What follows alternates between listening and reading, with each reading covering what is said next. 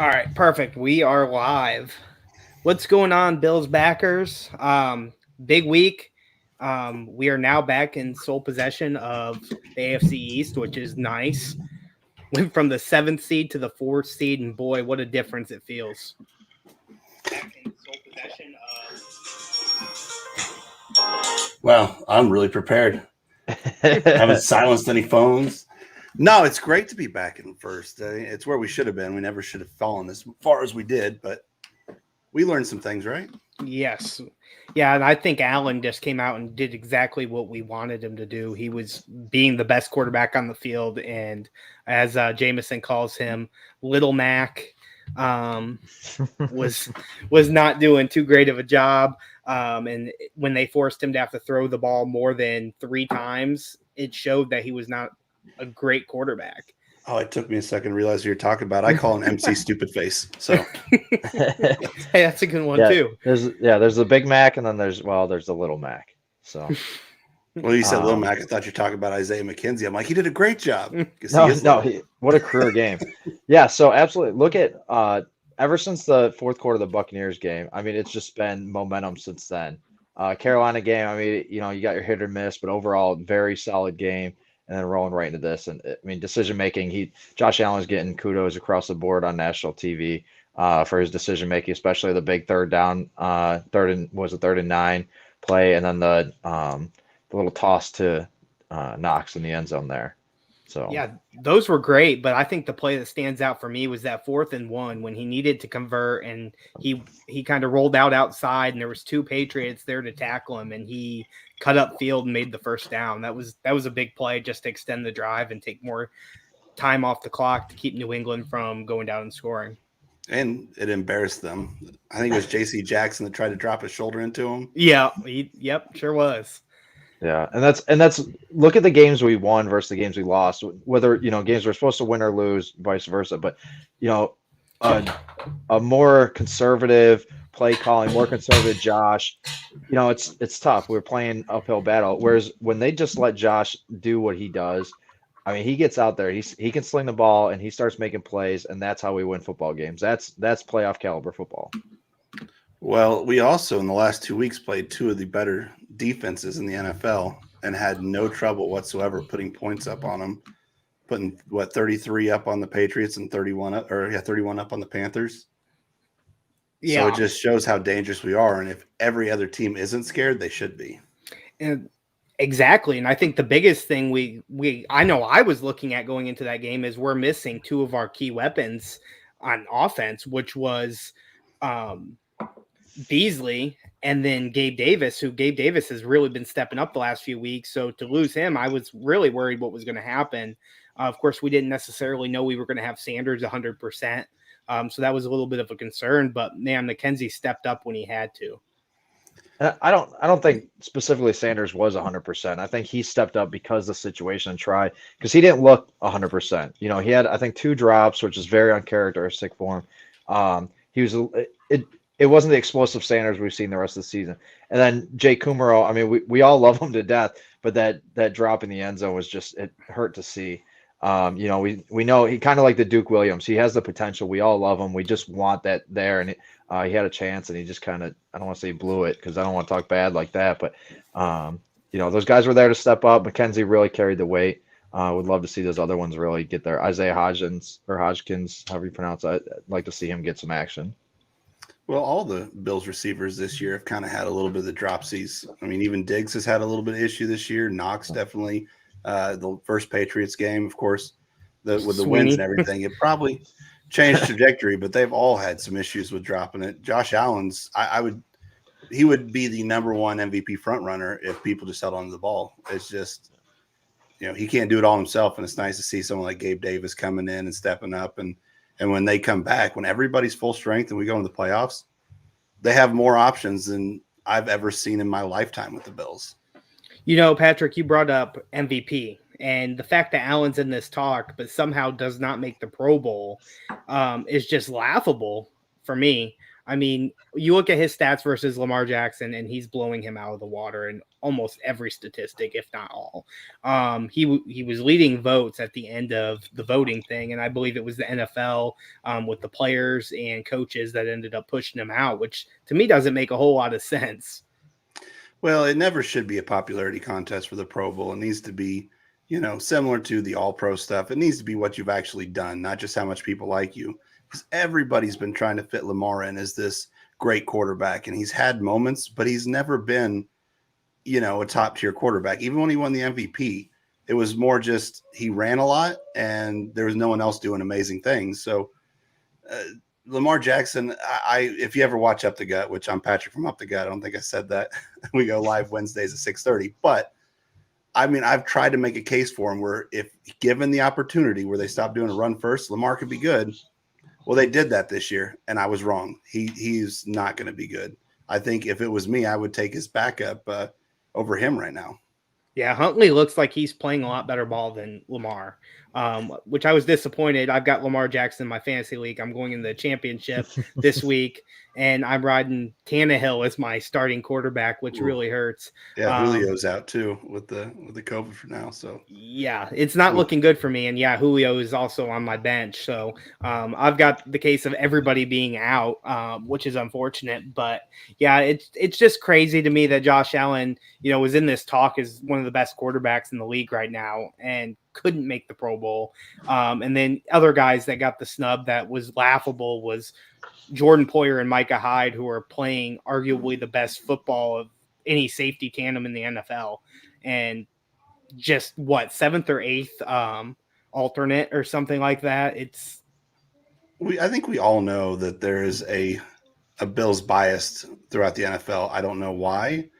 People don't want to like us, or the NFL doesn't want to like us. Maybe it's too small of a market for them to really try to push stuff. But Josh Allen is universally loved. You can't, even Patriots fans, they'll secretly tell you they love him because he's just that great. He's a good guy and a great player. Yeah. So, but I don't know. Maybe once we win the Super Bowl this year, maybe that'll change, but probably not. Yeah, that's another thing you bring up, Super Bowl. We were not even in the national media talk for Super Bowl last week before the Patriots game. It was all about the Patriots, how the Patriots are going to get to play Tom Brady in the Super Bowl, repeat, yada, yada, yada. We win that game, and all of a sudden the Bills are back in the talk as the potential to win out. I like that because as far as not being in the talk, keep Buffalo secret. Right.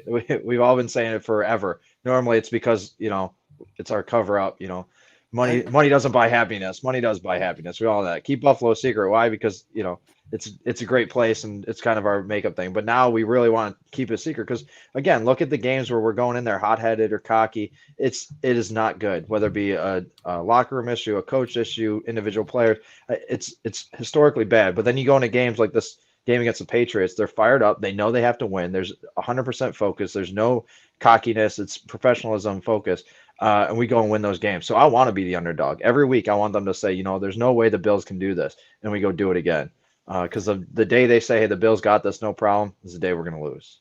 Well, I don't know so much it's keep Buffalo a secret. I think it's more like the Boogeyman or Bloody Mary or Beetlejuice. Say our name too much and you won't like what happens. So I think they don't want us to be good. They don't want to face us. They want to act like we can't be there because we can beat any team. Now, obviously, we can lose to some teams that we really shouldn't, like Jacksonville, like the Patriots that first time. We never should have lost those games. But whenever they're clicking, I've never seen that complete of a team. It reminds me of when Patrick Mahomes broke all those records. I mean, it's just they do what they want, when they want, how they want. Yeah, I completely agree. And you look at, like you said, Jacksonville, we lost that game, and we're going into a game with the Falcons this week that could be looked at as very similar. Now the record, they're better than the Jaguars, but at the same point, you've got a team coming from down south, dome team coming up to Buffalo during the end of December. I mean, it's a game that you could easily overlook the Falcons, and I think especially after a big win against the Patriots, and the Bills need to stay focused, which I think this team's able to do that. But they should already be over that Patriots win and be focusing on this next game. Yeah, that's one thing I really like is the 24-hour rule that they always talk about. You can see they don't just talk about it. It's not just a statement. They really believe it, which is I love that as a sports fan. Well, there's so many billboard material or that they have right now with the media saying, "Are you embarrassed?" With them not making the Pro Bowls, with them not being in the talks. There is amazing that a team with this much talent and a quarterback who's been in the MVP talks 2 years running, some of the best numbers in the league, that we're still talking, like that. They have so much to work with. They have so much to push them to be amazing. As long as we can keep injuries down, and the biggest thing is that offensive line. If there's one thing out on that, it can mess everything up because Josh is amazing, but even he needs more than 1 second. I was definitely worried when Ike went out because even though to start the year, it wasn't really thought that Ike was going to be the starter, but he's kind of taken on that role, and he's been one of the solid pieces on our offensive line throughout the year. And looking into that, I was concerned of who are we going to put out there, and Bates came out and did a fantastic job. And then I've got to give it for Dawkins as well, because Dawkins was not 100%, and to go out there and play when he had to. And Jameson mentioned he wasn't ready to go 100%, but maybe 75% of the game, if we could get him, that'd be great. And that was fantastic to see him go out there and be able to play after having COVID. Yeah, and let's not ignore that pancake he had on was it Josh's scramble? He went down. Yeah. Or no, it was Diggs. I think that was JC Jackson too. Yeah, and it was the shovel pass to Diggs, and then Dawkins just murdered him. He killed him. So, and that's the stuff. We go back to Pro Bowl talk, left and right, and I don't want to take away from Dawkins because he is great, but we look at who got snubbed, and it's almost unfair because I think Dawkins is good, but I didn't think he was really at that caliber, whereas we had other players that could, different positions. But then, he makes plays like that and it makes you think, okay, yeah, maybe they got it right on that one. Well, after so many years of not seeing any Bills in the Pro Bowl, I'm enjoying every bit of them being in there, even if we do get some or a lot of snubs. But they can't make them all Buffalo Bills, so. Yeah, no, that's true. And we're not going to be playing in it anyway, so. I think that's a good idea. I think maybe after the Super Bowl, they should allow the Bills to play against a Pro Bowl team and see if the Bills can win, because I think they could. Oh, yeah. The Pro Bowl, to me, the Pro Bowl's irrelevant. It's nice. They get the bonus. They get, a little kind of endorsement for it. But let's bring back the Pro Bowl games or the challenges, the quarterback challenge and all that. That's what was fun about the Pro Bowl. Nobody cares about the game because, it's like backyard, just a couple guys getting together. Nobody wants to get hurt. Let's see the challenges again. I want to see Tom Brady try to, run a 40 again in under 10 seconds. No, he can't do it. Exactly. Pure entertainment there. Put Roger Clemens behind him. I bet he might get there.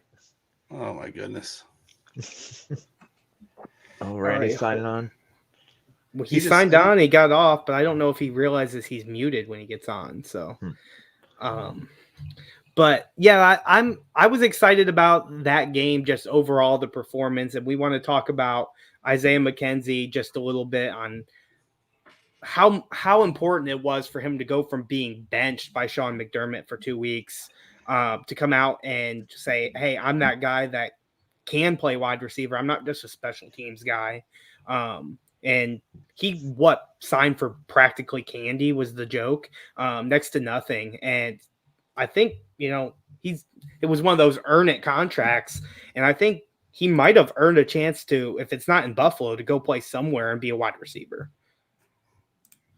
Oh, it better be in Buffalo. But I think part of it, because he was benched, but with the all the players we have, their starting caliber, I think Buffalo, and this might play towards some of the losses we had, but sometimes I felt like they realized how good we were, so they were trying to hide people. I think I even mentioned it on your guys' podcast one week, but almost like they had set a player back and then play him in another situation so people didn't ever know really what to prepare for.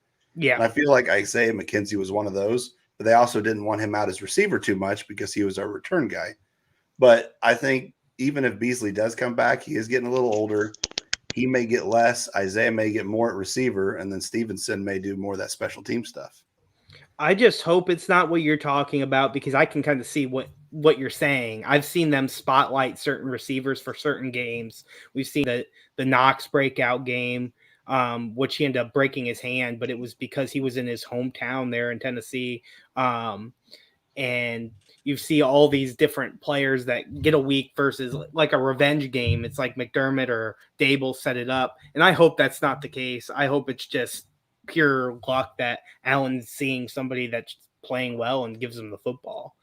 Well, I mean, it'd also be good coaching if you have a team that's known to doesn't have maybe a good linebacker or an extra DB, so tight ends are open. So then Dawson's definitely going to get noticed more. If you have a bad, second cornerback, maybe then that's whenever Gabe gets some hits or Sanders. I mean, that'd just be good coaching to do that. But when you have that many receivers that you can do stuff with, I think that it really makes it to where you can do that, and then you can sit someone down like Bees for a game and maybe not use them as much if they're tougher on the slot, and then maybe next game he'll be more used. Do you think that maybe doing that could maybe hinder, and like you said earlier, of us losing games we should have won, like the Jaguars game, that maybe we were trying to focus too much on the weak link of the defense and not just going out and doing what we do best, and that's letting Josh Allen make plays? I really do, and it can be that way. Sometimes you could be too smart. You outsmart yourself whenever keep it simple, stupid. Maybe the best way to go about it. Josh Allen's amazing. Let Josh Allen make decisions and go. I thought that was maybe something they did with the running game. I mean, everybody says it. Buffalo has no running game. Well, I went back last year, watched the beginning of the year, watched Singletary running. Once he gets ahead of steam, he can run it all over the place. But the constant switching up with Zach Moss, he would never get that going. So then we never had a running game, and then we'd abandon it to throw and catch up and get wins and whatever we had to do. And so I think it's nice now to see more Singletary getting that, getting his steam going, because I think now our running game is something people actually got to look at. Yeah, I think Singletary set the tone pretty early with that first down run where he carried everybody for about 9 yards. Carried a dude on his back for 8 yards and then hit another dude with the dude. If you look at his offseason stuff, and I like to look at the offseason guys, Diggs is another one. It's fun to watch his offseason work, because Singletary's the same thing. That guy was in the weight room and he got huge, and he shows it. He's one of those ones, if he can get through the line, you better look out, because he's going to run over a linebacker, no problem. And then of course secondary, it's gone there. I've been preaching it for 2 years, about the run game. Everybody says Bills need a running back. They got to draft a running back. I always said, no, we have great running backs. They just need opportunity. And, the line's starting to come together, starting to click. We're seeing some run blocking, which is phenomenal. If we get a run game going, this is going to be a very scary team. Hey, we've got a quarterback that can block. We've seen Allen go out there. He can throw, catch, run, block, everything. That is one thing I would like to see less of, though, is Josh Allen running. I see a lot of people saying it, man, Josh needs to run more. No, at some point, I want him just to be our quarterback. Yeah. I know if we need to, he can make those plays, but I don't need to see him taking those hits, because Josh Allen don't slide. Yeah, I would kind of like I don't want to rely on that. Take away that design quarterback run, maybe. And, if it comes down to it in the final 2 minutes, if Allen needs to convert, let him do it. Don't limit him, because he's an athlete. We saw that in that game. He's able to convert when he has to. And we saw 2 weeks in a row where we had guys, receivers, I'm going to call Singletary a receiver here, get a ball and then force their way for a first down. Singletary did that on a little 2-yard out route and ends up taking it for a first down. And then we saw the same thing happen the week before with Gabe Davis, inching forward and trying to throw himself for a first down as well. So big time plays by our receivers. And just, I think all of that stems from Josh Allen. Josh Allen's that guy who's willing to put it all out there, and he wants everyone else to do the same. He demands the same from his offense. I think that's what we're seeing. Yeah, Josh Allen's the true definition of a leader. He doesn't tell people what they have to do. He shows them. I made a joke, and this is probably terrible, but I don't know if you guys saw that American Underdog movie coming out. The Kurt Warner movie. So at the end of the movie, I know what it is. I turned around to my wife and I said, this is great, but one day they're going to make a movie about Josh Allen. She just laughed at me. But I can't see how they wouldn't, though, if they're going to make one. I mean, Kurt Warner's story is awesome, but Josh Allen is I understand he was still a first-round pick, but of all the first-round picks, he was the one that everybody's like, nah. I mean, I was all about him. That I watched everybody play said Josh is the guy I want, because even when he was playing in Wyoming, he had no offensive line there either, and he still made plays that all the other guys did when they had all the time in the world. Even when he was in high school, he got denied by Fresno, completely snubbed, told him to go over with the non-college ready quarterbacks, and, ends up going and playing community college football.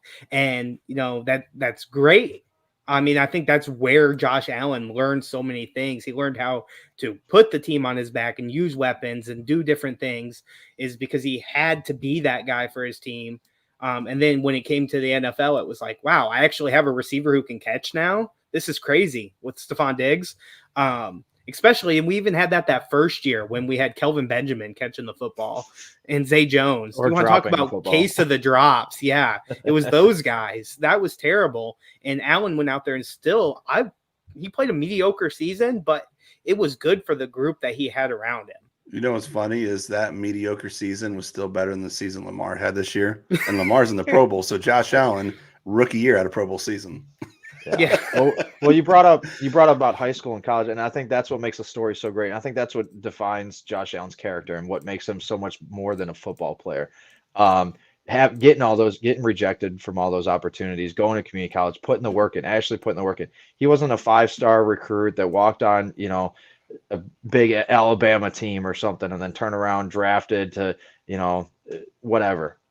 That dude was in the trenches working his butt off till he got a shot. The Buffalo Bills gave it to him, and here we are.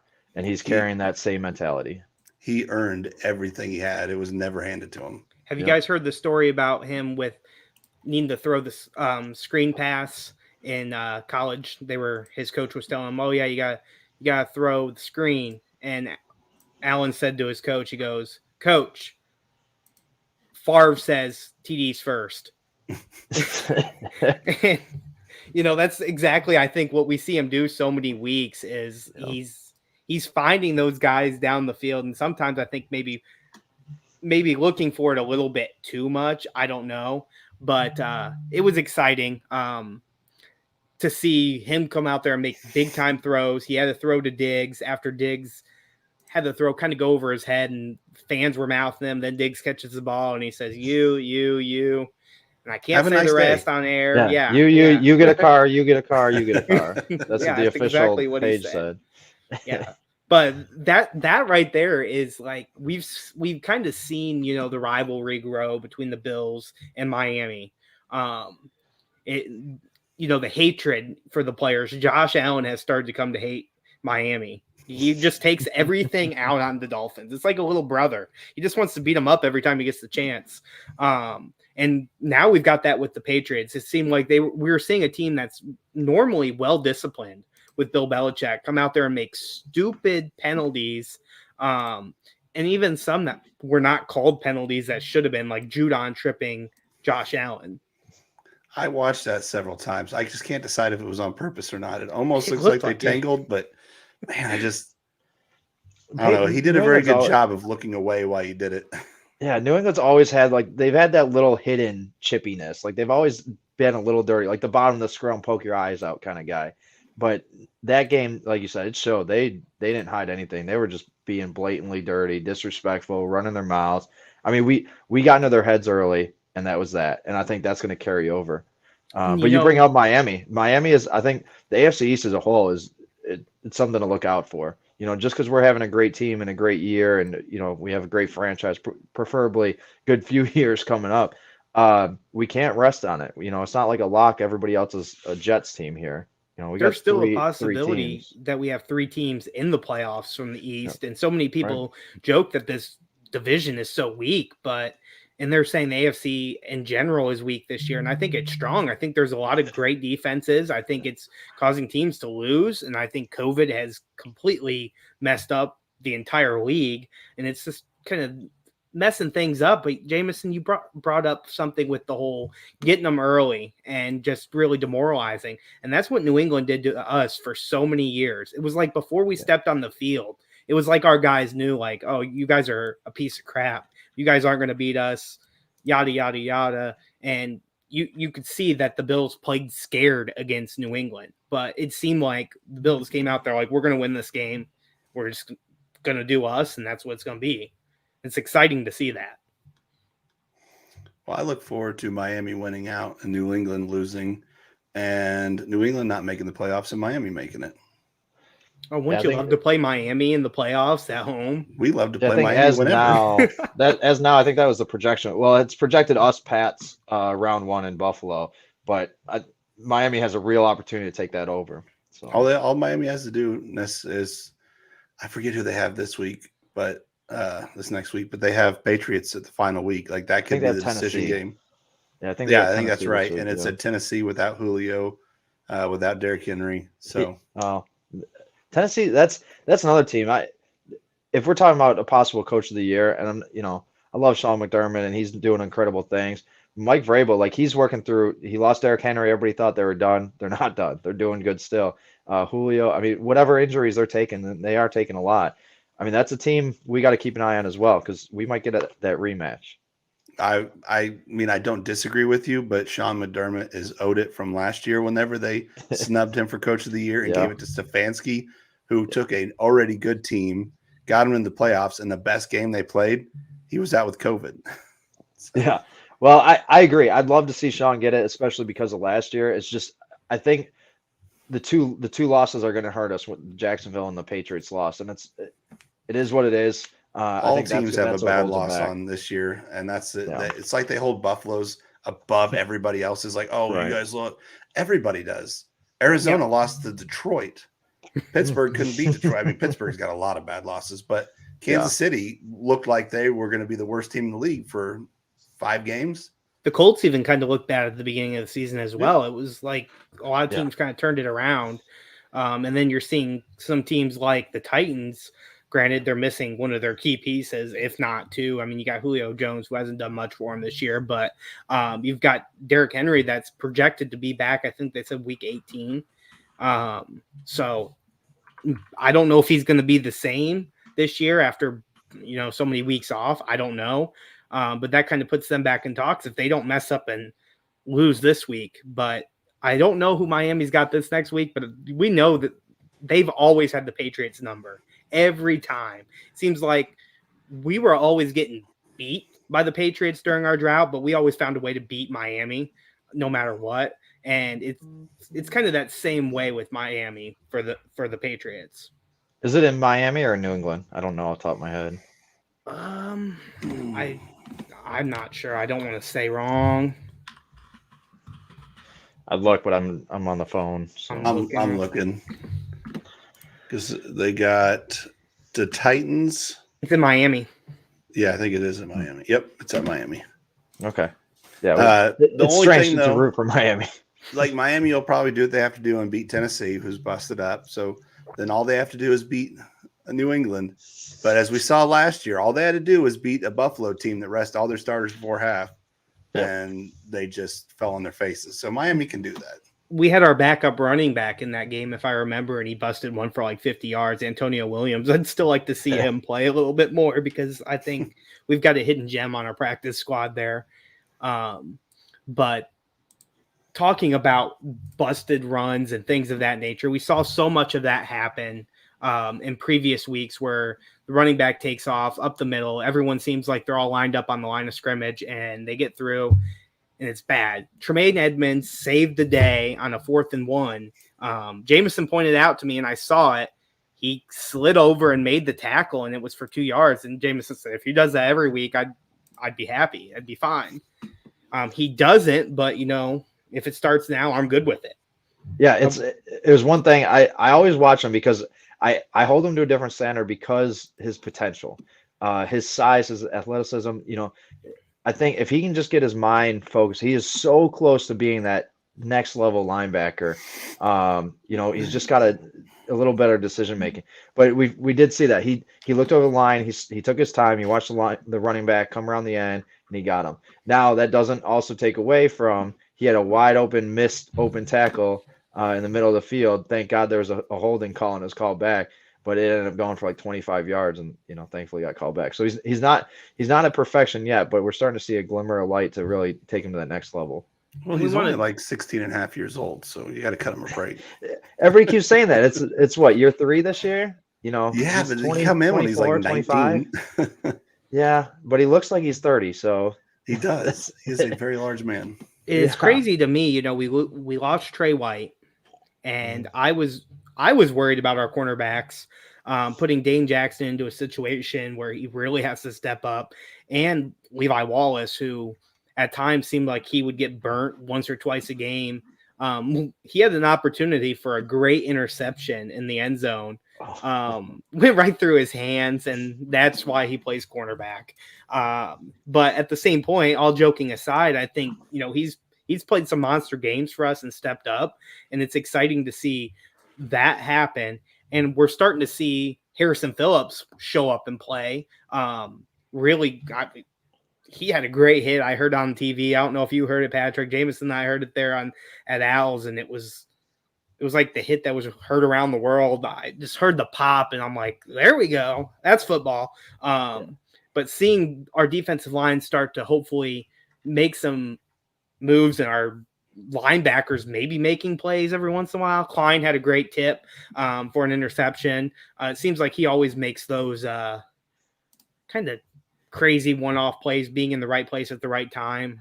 He's kind of all over the field. That's what I like about Klein. I think he's not necessarily maybe the key piece of this defense, but he definitely has a spot on the team and definitely playing good ball all over our defense. I mean, to hold that team to what they did, there was one point in the game where we could have held them to, I believe, 3 points, 10 points, maybe if that interception that was in the end zone goes away and the Kumaro catch in the end zone. it puts a 2 drops. 34-3 or 34-7 game with that. In theory. So, yeah, absolutely.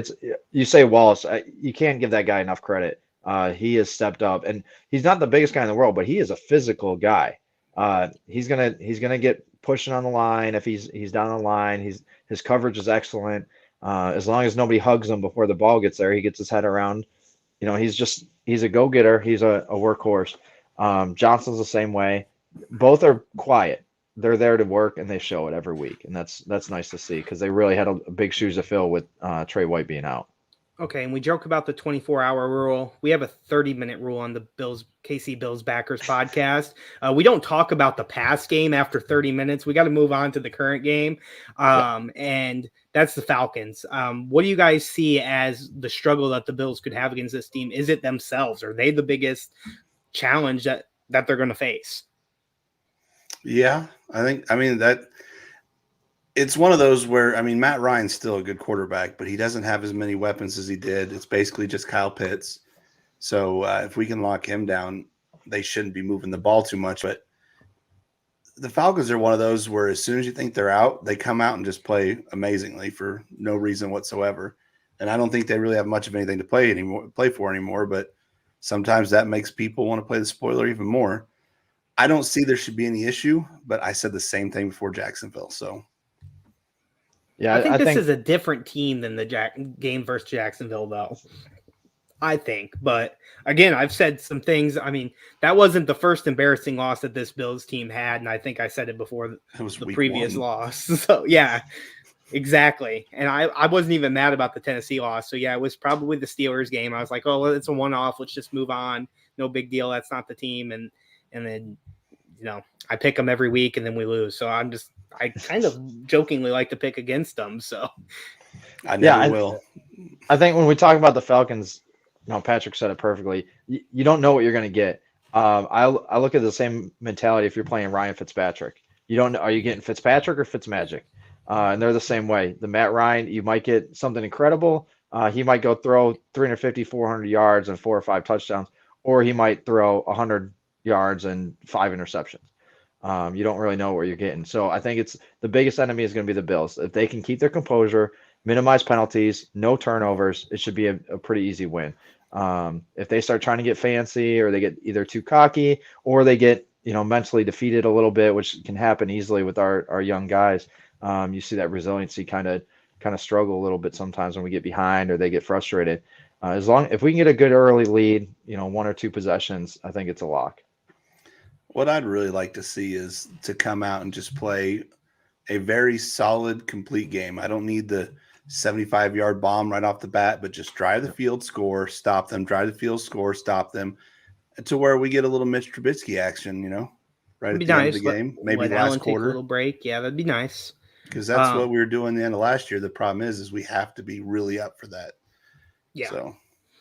And definitely are going to be in the situation where we have to play our starters throughout the rest of, because I think the way I was looking at it, at least, if we're playing the Jets, we're going to kind of rely on that situation for the Miami Patriot game if we were to lose. Now, if we win, it doesn't matter. But if we lose, then we're really hoping that the Patriots end up losing that game to Miami to give us a chance. So while, yes, we can still lose the Falcons game and win win versus the Jets, then I don't know. Regardless, Patrick, one thing I want to talk to you about was, have you seen the projections for the Up the Gut Super Bowl? Yes, I've seen that. It was actually my prediction to start the year was the Up the Gut Super Bowl, which is the Packers and the Bills. I actually predicted that last year too, but it's one of the easier predictions. They're two of the best teams in the NFL. I mess with my co-host Matt all the time because I say, wow, who are you guys going to lose to in the NFC Championship this year?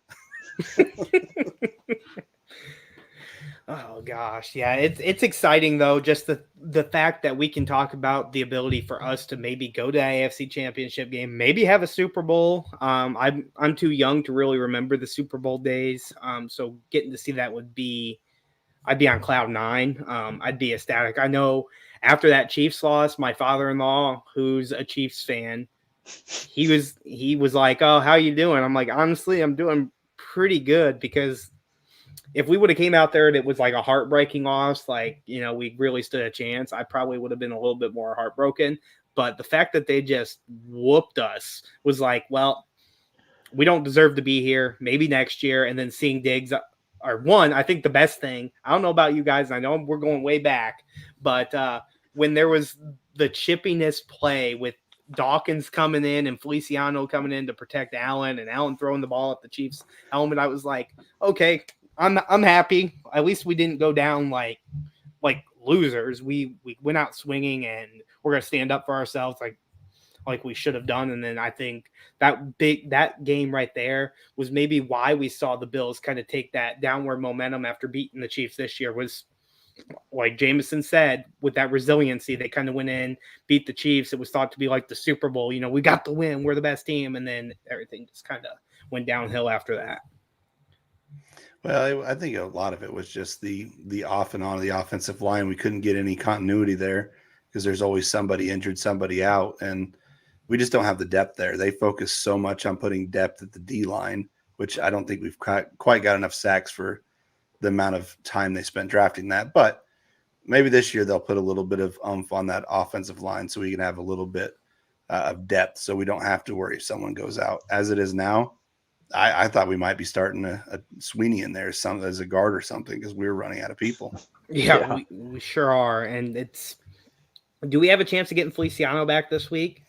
I have no idea. I thought he should have been back a couple weeks ago. He keeps tweeting and talking. I figured he was doing better. He got those antibodies, so I thought he was. I would think he's probably got to stand a chance for it now because I think at this point we can assume that he was not vaccinated.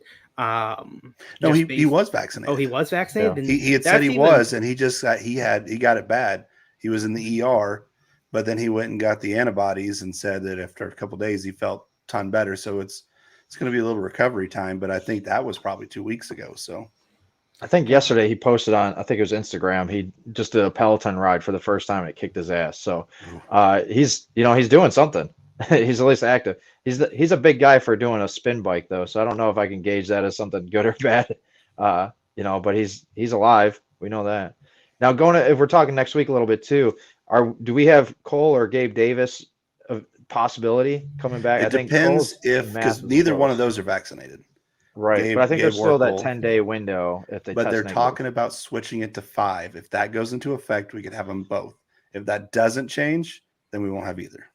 Yeah, because the CDC changed its guidance to 5-day quarantine with no symptoms. So I'd love to see it. And again, that's going to be on the Players Association too. That's one of their negotiations. So when did Cole and Gabe end up getting put on the COVID Gabe list? came later, but Cole might I have think a Cole was chance. Tuesday last week. So we could get Cole back if he tests negative twice at the end of that. Gabe Davis probably not, but Yeah. I mean, if honestly, I'm not too worried about Cole at this point. If Isaiah McKenzie can do what he just did, I mean, he played that slot role so great, and I think he can do that against the Falcons as well.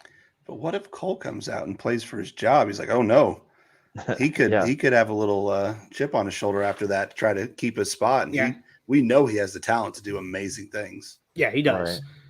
I don't want to lose him. All the guys at Dallas are like, oh, well, he's gone next year. I don't want him to be gone. I'm a Cole fan. No, we have to be. I think the problem is when it comes to Cole Beasley is people have their off the field, kind of opinions of him, and then there's on the field opinions. We got to keep it on the field. What's best for the team? What's he doing on the field?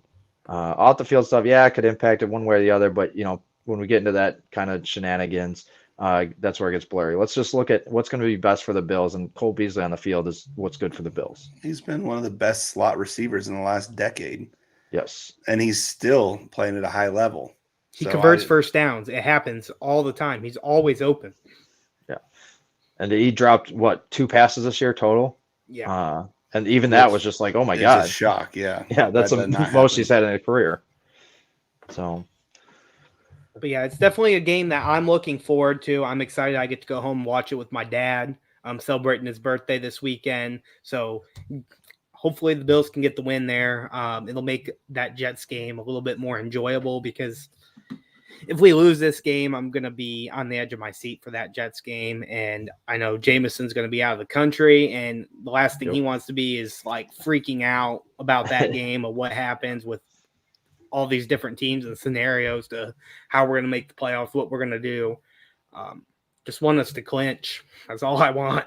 Yeah. Yeah. Well, I want us to maintain. I need to buy another AFC East champ hat. So we just need to be AFC East champs. Yep. So better get off here before Randy's phone dies, because honestly, I really do worry what's going to happen if it dies. Is this going to like boot us out, or if we won't ever be able to end the stream? Just be here until he charges we'll his just be phone. here forever. But yeah, it's definitely exciting. Do picks, points? Picks, yeah, we can do that. So I'll let you start, Jameson. Okay. I mean, obviously, I'm going Bills. I don't, just like I said last time I was on, I don't like to play points, but because we're gonna, I'll do Bills. Plus 14. They're gonna stop them. Bills 35-17. Bills. This is tough. Bills 27. Falcons 13. I like it. Either way, we give up 2 field goals and a touchdown. There's one. We're always due to give up one of those just busts play. A big time throw that just burns us, or a run. So I think that's where that touchdown comes from, and the 2 field goals are just bend don't break. Gives us the win. I don't know what weather's going to be like in Western New York. I know there's some snow in the forecast here in Kansas City Saturday. Going into Sunday, very cold, 8 degrees. So makes me wonder what it's going to be like there. But that almost plays into our favor with these guys playing in a dome. Where else would you rather be than right here, right now? And if it's too cold for them, it's just right for us. So it's the game that we want to be at, and Josh Allen wants to play. That's why he got paid the big bucks, is to go out here and win these games. So I think that's what's going to happen. I'm going to give you one more bold prediction, more than the points. I say 3 picks, 2 pick sixes for Bills defense. Wow. 2 pick sixes. Oh, wow. I'd like to see that, because there's nothing better than taking. Yeah, I'd like to say, Poyer and Hyde each get one, but that's too specific. But I'm gonna be bold and call that right now. These boys are hungry. So is it Poyer and Hyde? I'd love it to play that way, but I don't think so. It'll be probably Hyde and Levi. Yeah. just position wise. Or maybe Tremaine tips it, goes off his helmet or something when he's looking the other way, and somebody snags it. But Greg Rousseau, another interception by Greg Rousseau would be nice.